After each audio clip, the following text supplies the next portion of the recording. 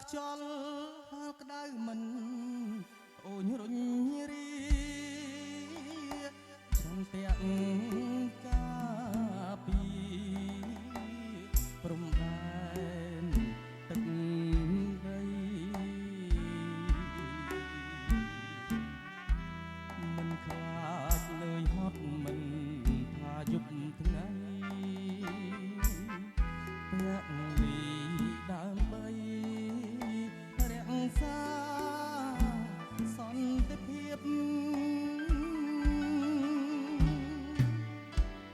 រាជពុនរឿងជាតិឆ្ងាយប្រពន្ធកូនទោះបីត្រូវសូនក៏មិនបងក្រោយអូជាសាច់ឈាមជូនជាតិខ្មែរហើយប្រពន្ធបងអើយអូនគុំតូចចិត្ត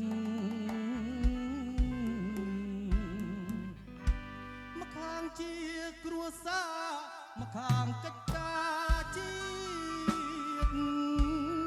រូបបងត្រូវឃ្លាតយកជាតិជាធំជួនយប់អាត្រៀតឲ្យអូនបារម្ភធ្វើម្ដេចរូបខ្ញុំពូលីព្រំដែនអរគុណប្រពន្ធបងដ៏សែនល្អអត់ប្រមុតមាត់កយល់ដល់ចិត្តប្តីទោះបងឃ្លាតឆ្ងាយមិនដែលភ្លេចថៃវារាក់ជាប្តីបងត្រូវរ៉ាប់រង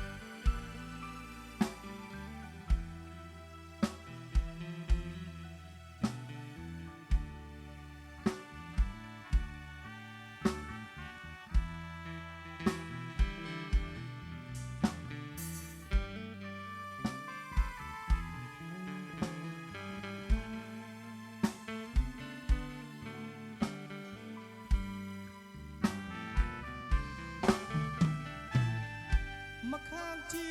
គ្រួសារម្ខាងកិច្ចការជាតិរូបបងត្រូវឃ្លាត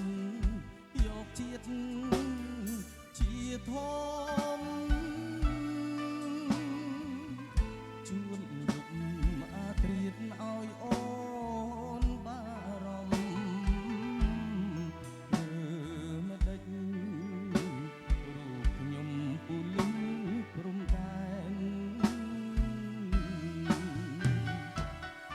អរគុណប្រពន្ធបងដ៏សែនល្អអត់ធ្មត់